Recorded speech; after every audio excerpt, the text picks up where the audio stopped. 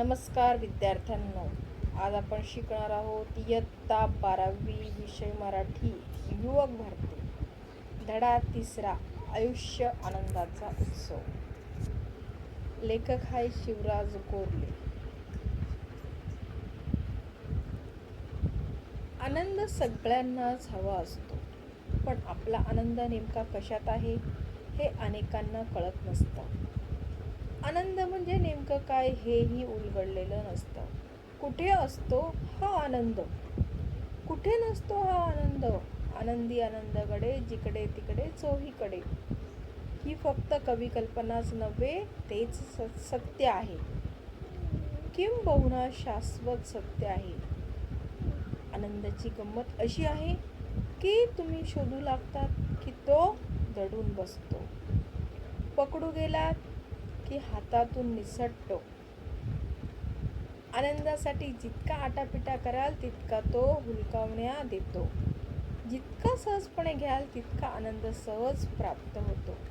आनंद असतोच, तो अनुभवता मात्र यावा लागतो. आनंदाच्या बाबतीत कळसाकाठीत असूनही आपण गावाला वळसा घालीत असतो. आनंद आपण बाहेर शोधत असतो आणि मात्र तो आत असतो.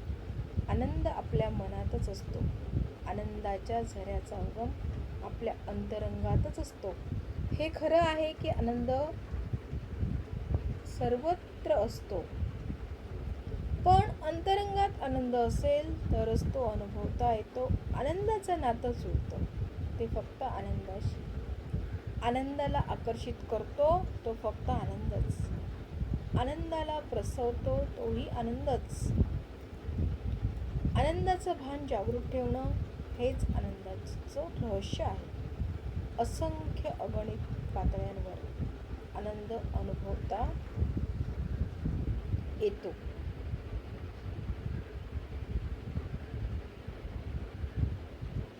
आपल्या आयुष्यासोबत ज्यांचं अस्तित्व असतं तो म्हणजे अस्तित्वाचा आनंद. आपलं अस्तित्व आपण नेहमीच गृहीत धरून चालतो आणि अस्तित्वाच्या आनंदाला मुकतो. आपल्या अस्तित्वाची साक्ष देत असतो तो श्वास.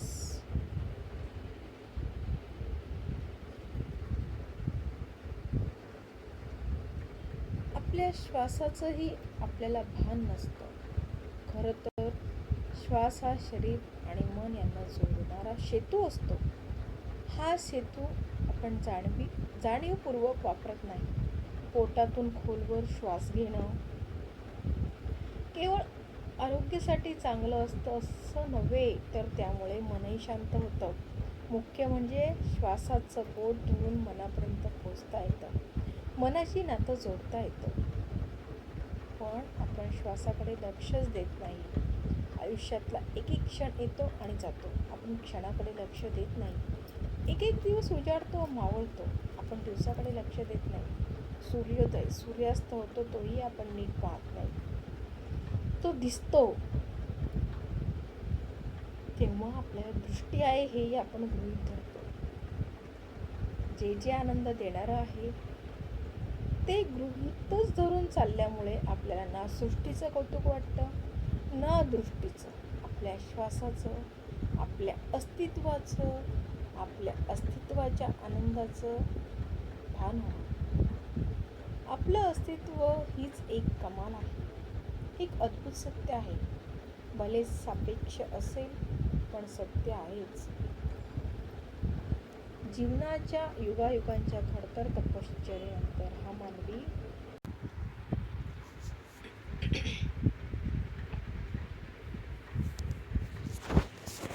युगायुगांच्या खडतर तपश्चर्येनंतर हा मानवी जन्म लाभला आहे. तो लाभला आहे हेच आनंदासाठी एक सबळ कारण आहे. आनंदासाठी आपलं असणं ही पुरेसं आहे, किंबहुना आपलं असणं हीच आनंदाची खूण आहे, अभिव्यक्ती आहे. एखादी आनंददायक घटना घडते तरीही आपल्याला म्हणावं तितका आनंद होत नाही. त्याची काही स्पष्ट कारणं असतात. एखाद्या नाट्यस्पर्धेत तुम्हाला सर्वोत्कृष्ट अभिनयाचं बक्षीस मिळतं. पण तुमच्या मते ते खरं तर दुसऱ्या एखाद्या कलाकाराला मिळायला हवं असेल तर आनंद होऊनही रुखरुख लागून राहते. आनंद हा निखळ असेल तरच तो आनंद असतो, खरा असेल तरच तो अनुभवता येतो.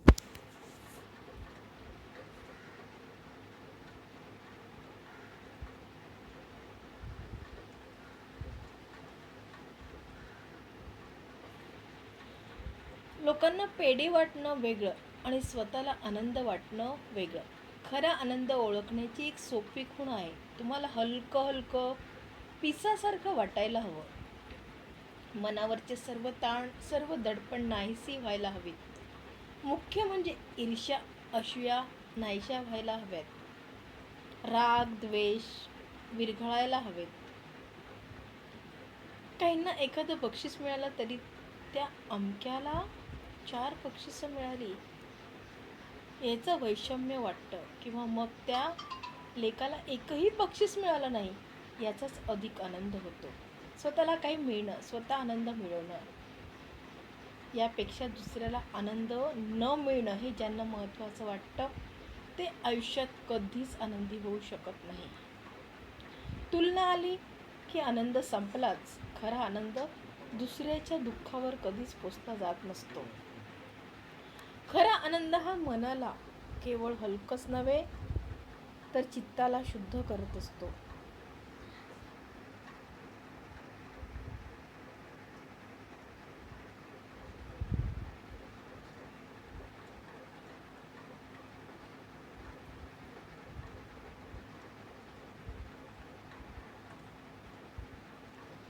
माणूस खऱ्या आनंदात असतो तेव्हा त्याला सगळं जग छान सुंदर वाटत असतं. आपल्यासारखं सगळ्यांनी मजेत आनंदात असावं असंच त्याच्या मनात येत असतं. स्वतःच्या मनात तो मावेनासा झाल्यानं सर्वांना वाटावा असं वाटत असतं. ती गरज आनंद वाटण्याची असते, दाखवण्याची किंवा प्रदर्शन करण्याची नसते.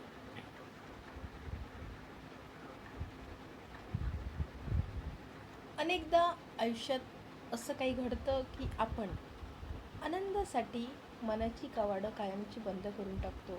आपण म्हणतो माणसं दुःखातून बाहेर येत नाहीत. त्याचं कारण ते दुःखाला बाहेर जाऊ देत नाहीत. हृदयाची दारं मिटलेली असतील तर आतलं दुःख बाहेर जाणार कसं?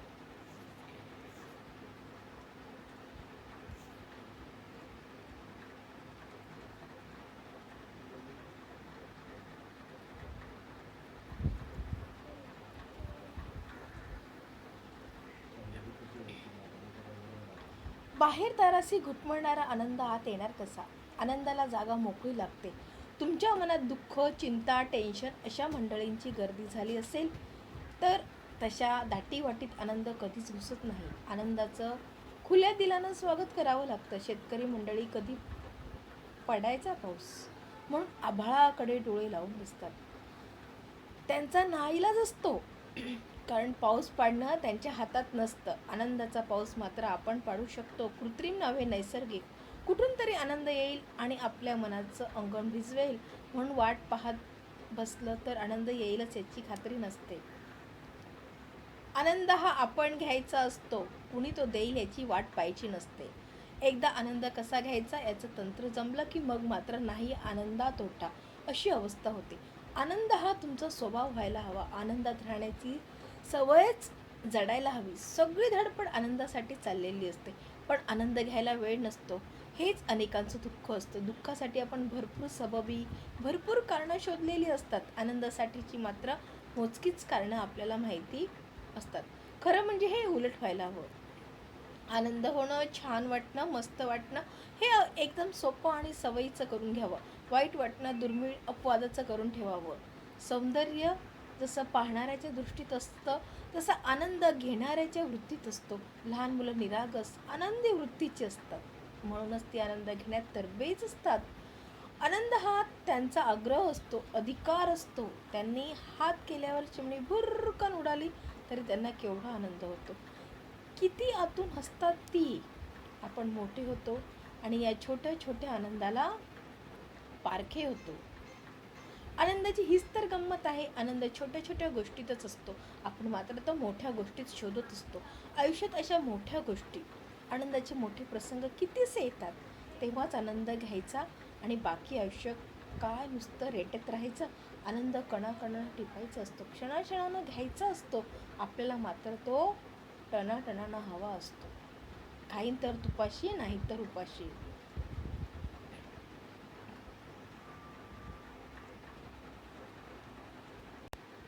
खाईन तर तुपाशी, नाही तर उपाशी, तिथं सगळं चुकतं. निसर्गात तर काय आनंद भरून राहिलेला आहे. देता किती घेशील दोकराने, अशीच अवघी परिस्थिती आहे. हिवाळ्यातल्या कोवळ्या उन्हाचा आनंद, श्रावणातली रिमझिम अंगावर झेलण्यातला आनंद, चांदण्या रात्री भटकण्यातला आनंद, झाडांचे नुसते आकार पाहत हिंडलं तरी थक्क व्हायला होतं. हिरव्या रंगांच्या नुसत्या छटा पाहत राहिलं तरी भान हरपतं. बदलत्या प्रकाशात त्या बदलताना न्याहाळत बसलं तर वेड व्हायला होतं. साक्षात निसर्ग ज्यांना आनंद देऊ शकत नाही त्यांनी आयुष्यातील आनंदाला विसर्ग द्यावा हेच बरं. संगीताच्या 7 सुरांमध्ये तर 7 जन्म पुरेल एवढा आनंद भरून राहिलेला आहे. आपलं शास्त्रीय संगीत ही तर आनंदाची इस्टेटच आहे. कुमार गंधर्व, पंडित भीमसेनजी, पंडित जसराज, किशोरी आमोणकर यांचं गाणं आपण ऐकू शकतो. हे केवळ भाग्यच म्हणायला हवं. आत्मिक आनंद म्हणतात तो यापेक्षा फारसा वेगळा नसावाच. आत्म्याच्या या भाषेत गाता आलं नाही तरी ऐकता येतच ना. कलाकार मंडळी खरी जगतात ती कलेच्या मस्तीतच. एखाद्या कलेशी आपण दोस्ती करू शकलो तर एका वेगळ्याच विश्वात वावरता येतं. निर्मितीच्या आनंदाशी नातं जोडता येतं. या आनंदाची जात काही वेगळीच असते. पण कलावंत होता आलं नाही तर रसिक होण्याचा आपला अधिकार कोणीच नाकारू शकत नाही. कलेच्या आस्वादातला अनोखा आनंद हा आपणच आपल्याला बहाल करू शकतो. निर्मिती म्हणजे काही प्रत्येकानं ताजमहल बांधायला हवा असं थोडंच आहे. पोरांच्या बरोबरीनं दिवाळीतला किल्ला करण्यातही मौज असतेच. शिकण्यातला आनंद हा तर आयुष्यभर न संपणारा असतो. शिकलेलं शिकवण्यातही आनंद असतोच. हा आनंद आपण किती घेतो. नाईलाजानं नव्हे, परीक्षा देण्यासाठी नव्हे, की कोणावर उपकार म्हणून नव्हे, केवळ स्वतःची हौस म्हणून काही शिकून पहा. एखादी कला, एखादी भाषा, एखादा खेळ. माणसं स्वतःची हौस, स्वतःचा छंद विसरू कसा शकतात हे मला उलगडलेलं कोडं आहे. खेळाचा आणि छंदाचा उद्देशच केवळ आनंद हा असतो. पोटापाण्यासाठी उद्योग आणि आनंदासाठी छंद, इतकं हे साधं गणित आहे. आणि छंद म्हणाल तर तो अगदी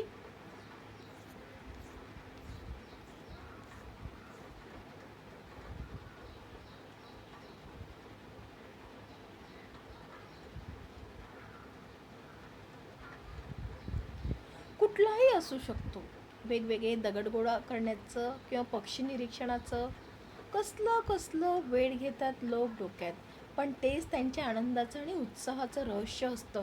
आनंद हवा असेल तर थोडं वेडं व्हावंच लागतं. नेहमी शहाणं सुरतं राहून जमत नाही. शहाणं सुरतं राहायचं असेल तर वाचनाचा छंद लागतोच. पुस्तकांची सोबत म्हणजे तर अक्षर आनंदाची सोबत.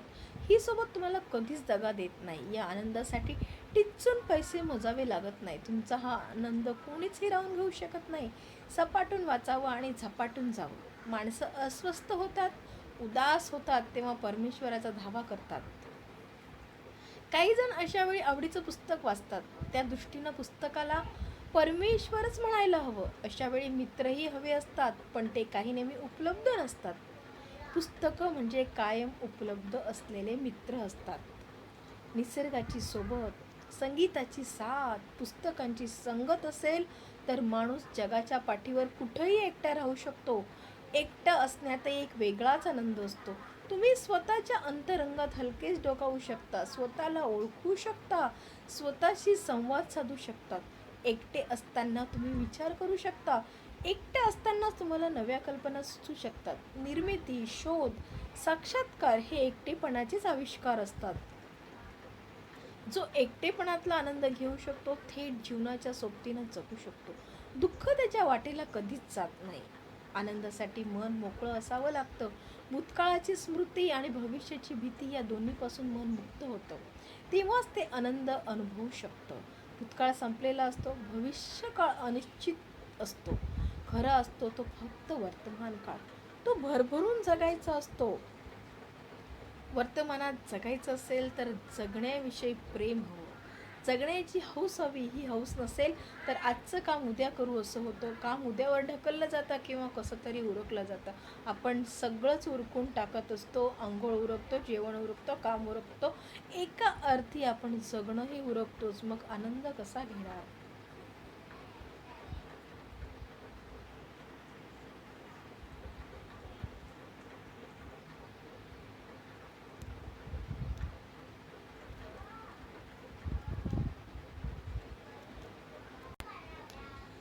एखाद्या गाण्याच्या कार्यक्रमाला आपण जातो, त्यात पूर्ण रंगून जातो का?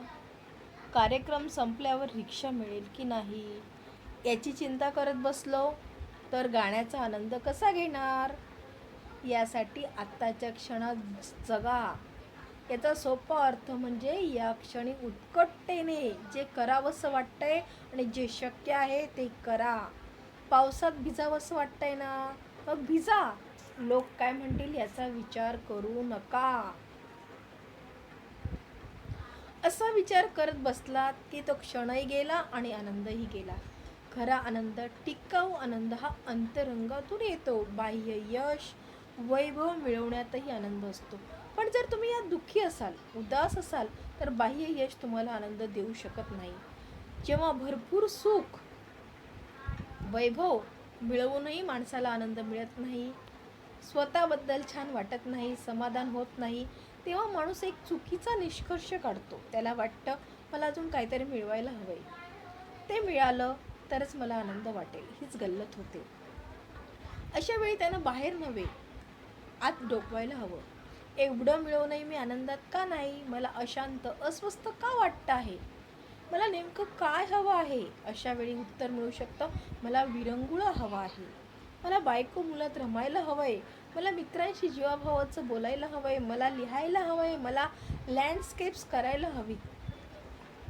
तुम्ही आनंदी नसता त्यावेळी आणखी काही मिळवणं, अधिक पैसा कमावणं, अधिक नाव कमावणं हे त्यावरचं उत्तर नसतं. आपल्याला काय हवंय ते शोधणं हेच उत्तर असतं. आणि जे खरोखर हवं असतं ते आपल्याजवळ असतंच. आनंद, प्रेम, शांती, समाधान हे सगळं अंतरंगातच असतं. त्या अंतरीच्या आनंदाशी नातं जोडणं हीच आपली खरी गरज असते. हे नातं जोडणं अगदी सोपं असतं. आनंद जर मानता येत असेल तर तो मिळवायचा कशाला असं काहींना वाटतं. एक साधं उदाहरण घेऊ. जे रोज ताटात येतं ते आपण आवडीनं खायला हवंच. अगदी झुणका भाकर आली तरी.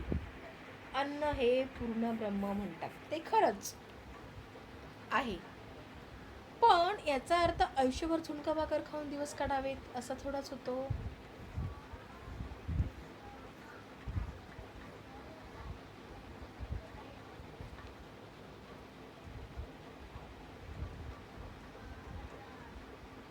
अधिक सुखाचे, मी सुखाचे म्हणतोय दिवस यावेत.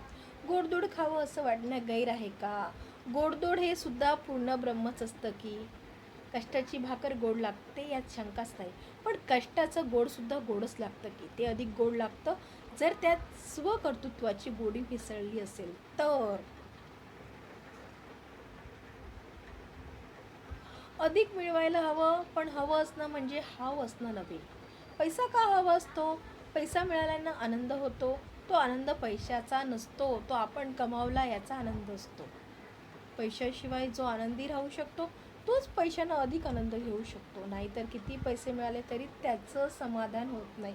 तो अधिक पैशाच्या पाठी धावत राहतो आणि आनंदाला अधिक परका होत जातो. यश मिळतं, वैभव मिळतं, कीर्ती मिळते तेव्हा नक्की काय होतं? अंतरीचा आनंद द्विगुणित होतो. 2 × 2 = 4 असा आनंदाचा गुणाकार होतो. पण मुळातच आनंद शून्य असेल तर शून्याला किती मोठ्या यशानं, पैशानं गुणलं तरी गुणाकार शून्यच येणार. यश, वैभव ही आनंदाची कारणं नव्हेत. आनंद अनुभवण्याची ती निमित्त आहेत. पैशाने आनंद विकत घेता येत नाही. खरा आनंद विकाऊ नसतोच, टिकाऊ असला तर तो खरा आनंद. एखाद्या ध्येयानं स्वप्नानं झपाटून जाणं आणि त्याच्या पूर्ततेसाठी झटून प्रयत्न करणं हेच माणसाचं जगणं आहे. पण या प्रयत्नातही आनंद असतो. तो घेता आला की आनंदासाठी वेगळा प्रयत्न करावा लागत नाही. आनंदी आयुष्यासाठीचं एक सोपं तत्व आहे. ज्यात तुम्हाला खरं आनंद होतो तेच क्षेत्र निवडा. स्वतःच्या आवडीचं काम निवडा. केवळ आई वडिलांची इच्छा म्हणून मुलांना डॉक्टर होऊन काय साधतं. त्याला वाटतं आपण आई वडिलांच्या आनंदासाठी हे केलं. पण जेव्हा आई वडिलांना जाणवतं की मुलगा खरा आनंदी नाही तेव्हा शेवटी तेही खंतावतातच. ज्यात तुम्हाला खरा आनंद वाटतो तेच काम करा. अर्थात काही वेळा हे शक्य नसतं. हवं तेच काम मिळतं.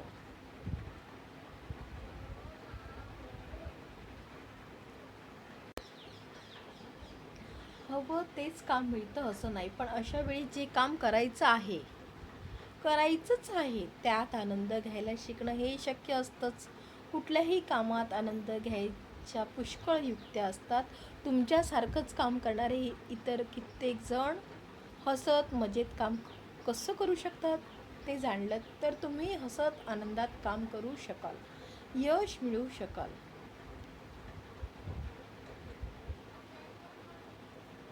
शांत चित्तानं आनंदी वृत्तीनं काम केलं तर यश मिळत जातं. मिळणाऱ्या यशामुळे आत्मविश्वास, उत्साह वाढतो, अधिक आनंद होतो. त्यामुळे पुन्हा अधिक यश, अधिक आनंद अशा आनंदाच्या चक्रवाढीवर आयुष्याचं चक्र फिरत राहतं. आयुष्य हा संघर्ष राहत नाही, ती एक सततची संधी वाटते, आनंदाचा उत्सव वाटतो.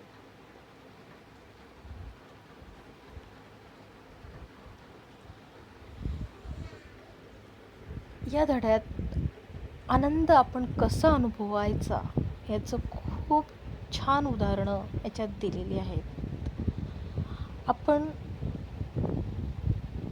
आपलं जे आवडतं क्षेत्र असेल ते निवडायचं आणि ते आपलं जे ध्येय असेल, इंजिनियर व्हायचं असेल, डॉक्टर व्हायचं असेल, ते आपण पूर्ण करायचं. त्यात आपल्याला खूप आनंद होतो. आणि आनंद प्रत्येक गोष्टीत असतो. फक्त तो आपल्याला अनुभवायचा कसा ते आपल्यावर असतं. आनंद हा आपल्या अंतरंगातच असतो, पण काही लोकांना ते ओळखता येत नाही. ते सारखी कुरकुर करत असतात, सारखे दुःखी असतात. जे आहेत त्यात आनंद मानत नाही. त्यांना अजून वेगळं पाहिजे असतं, अजून वेगळं, अजून पैसा पाहिजे असतो. पण जे आपल्याकडे आहे त्यातच आनंद मानणारे खरं आयुष्य जगू शकतात.